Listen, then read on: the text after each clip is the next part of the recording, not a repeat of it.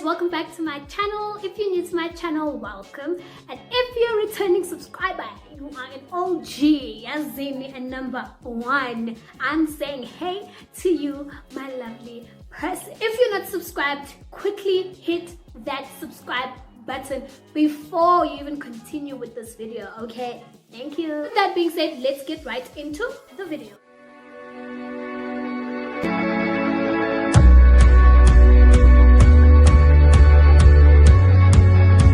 By the title of this video, today we are speaking life. We are speaking about speaking life into your life. Yes. So Mpoomy Ledwaba started this hashtag, which is Speak Life September, and for a while I had been trying to get my devotions, my daily devotions, on track and consistent. I was trying to get them to be consistent as much as I could, but I was also struggling with that. So when I saw the whole challenge, the whole hashtag Speak Life September, I was like, okay, maybe this is my time to actually get back on track with my devotions. So I decided, you know what, let me take this challenge. Let me get into this and start doing my daily verses every day. On my Instagram, if you follow me on Instagram and Twitter, I did post about 3 verses that I say in my prayer every single day. And if you're not following me, quickly follow the girl. I decided, let me share these 3 verses that I literally say them in my prayer like every night. And I don't know, like I didn't sit down and start going through the Bible and say, okay, so here what are we going to say every night. It literally did not happen like that. What happened was I would pray every night, and then just this past Sunday I realized, actually I keep repeating these 3 verses every single time. Clearly they mean something to me. So I decided, okay, let's write them down and let's say what they mean to us and then share it with others, and maybe someone somewhere will be motivated by that. So yeah, let's get into it. The video today is going to be about those 3 verses. I am doing this video because some people are not on my Instagram, some people are not on my Twitter, so I decided let me just put this on all my social media platforms so that I get through to as many people as I can. So for this video I will be elaborating more on those verses because I did write a small piece on the, what do you call it? Is it a poster? I don't know. On that thingy, on that thingy where I wrote, guys, the verse, I wrote underneath like what it means to me and what it does for me. So I think, yeah, today we're just gonna elaborate more on that. So yes, let's get right into these verses of mine. First verse is Matthew 7 verse 7, and it says, ask and it will be given to you, seek and you will find, knock and the door will be opened to you. This verse is very affirmative for me. I personally feel like it makes me understand the fact that I'm being listened to. Because when I was told, ask and it will be given to you, obviously then it means I'm not asking in vain. I'm not saying, God, please protect me in vain. I'm not saying, God, please show me the way in vain, because the verse says, ask and it will be given to you, seek and you will find, knock and the door will be open to you. You know, it just gives me that thing. You would see, I am not saying all of these things in vain. Like, I am heard. Like, I am heard. And if the Lord deems it okay for me to have those things, He will give them to me. Also, I feel like this verse, it doesn't mean that when you ask God for something, He's immediately gonna do it. And it doesn't mean everything that you ask for, He is going to give to you. Because sometimes we ask for things and we don't know that those things aren't really good for us. We don't know that there actually are better things for us. So because He knows and He's more powerful than us and He knows everything about us, He's able to be like, what you're asking for is mediocre. I'm gonna give you something bigger, something greater.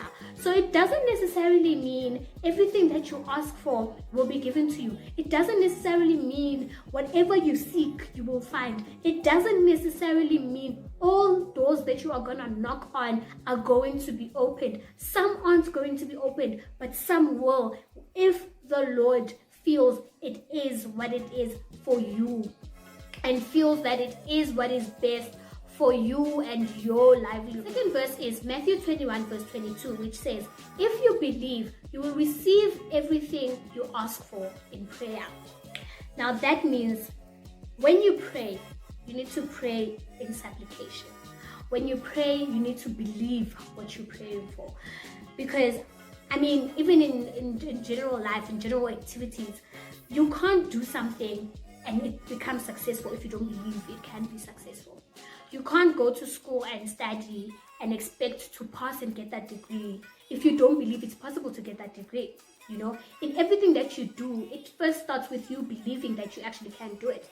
In everything that you attain, it first starts with you believing that you can attain it. So even in prayer, pray and believe that what I am asking for right now, the Lord will provide. What I'm asking for right now is possible. It's faith. It works hand in hand with faith. I mean, if you don't have faith in the fact that He is possible, He is great, and He can do whatever it is, anything He can do, then why would He do it? So it starts with the faith in me. It starts with me kneeling down, coming to the Lord and saying, God, I want to start this YouTube channel. I want this YouTube channel to work for you. And because I believe that this YouTube channel can actually grow and be great, then the Lord listens to me and He knows that I believe in Him and His power in making it all a success. So faith, guys, we really need, faith is a big thing. Faith works with a lot of things. There are a lot of examples in the Bible where people didn't have faith in God.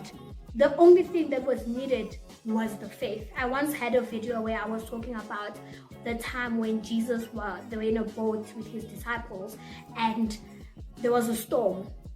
But because Jesus had faith and He knew, He was sleeping through the storm. Everyone else was so stressed. Everyone else was just running around like, Jesus, Jesus, Jesus, we are gonna die, you know. But He had faith. He knew. And all they had to do was have faith. All they needed was to have faith and believe and trust that God was going to carry them through that storm. That's all it took. So sometimes all it takes from you is faith. All it takes is you believing that this can happen, and you watch everything just happen right in front of you. The last verse is from Isaiah 54 verse 17, and this one says, no weapons formed against you shall prosper. We need to understand, even as Christians, even as God believers, even as people of faith, we need to understand that evil exists. And we need to recognize that, because the minute you don't recognize what it exists, guess what? You won't pray about it. And then they will conquer. And then so you need to understand evil exists, and it doesn't mean I'm speaking about evil in terms of supernatural things like witchcraft and all of that. That isn't the only evil that actually exists. Evil in people's hearts exists, guys. People can carry dissatisfaction, disapproval of you, your achievements, your success in their hearts, and when it is actually nurtured in their hearts, they are able to prevent you from actually soaring and being the eagle that you're supposed to be. We need to understand also that we're spiritual beings. We're spiritual beings. If another spirit somewhere is angry and it's hating on you, it can get strong and it can disturb your peace. What you need to do is protect yourself. When you are protected and you are strong in your security and your protection, then they can't get to you. But the minute you're weak, it becomes a problem. So for me, this verse is just me instilling and projecting that no matter what, no matter what type of evil is working against me, no matter what type of weapons are working against me, they will not prosper. And this verse instills that for me, which they will not prosper as long as I have God, as long as I can still kneel down and ask God for my protection, for he said, ask and it will be given to you. As long as I kneel down and believe that I can conquer those people, as he said, pray and believe and it is yours, I will conquer those people. And no weapon formed against me, my family, my friends will conquer. You know, no weapon formed against me will prosper. I hope you guys even understand how much I feel like this verse is important, because we need to guard ourselves. We need to guard our spirits. We need to guard our souls, because we are more than just human beings in the flesh. We are more than that. We are spiritual beings at the end of the day. And if you don't protect yourself, then others will come with their evil forces and they will conquer you. And then things won't go well, and then things won't go well, and then we start crying and all of that, when we should have started with first praying and believing and being faithful to God and believing that he can carry us through anything. So yeah, those are my 3 verses, and I hope you guys understand better why I am actually fond of these verses and why I actually speak on them in my prayers every night.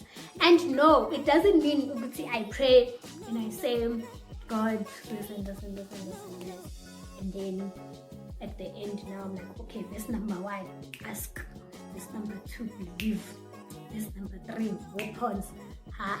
No, it literally just flows in with my prayer. It just comes in at some point. It's just those things that are in my heart, and I'm just like, I believe these and these speak to me, you know. I believe most people have those verses that speak to them. If you have verses that you are fond of, please drop them down in the comment section below. Let me know what they mean to you, because Nami, I could take something from you guys, and it's always very great to engage and learn from others, because I'm not only here to share my thoughts and my ideas, but I'd love to also hear about your thoughts and your ideas. I'll greatly appreciate that.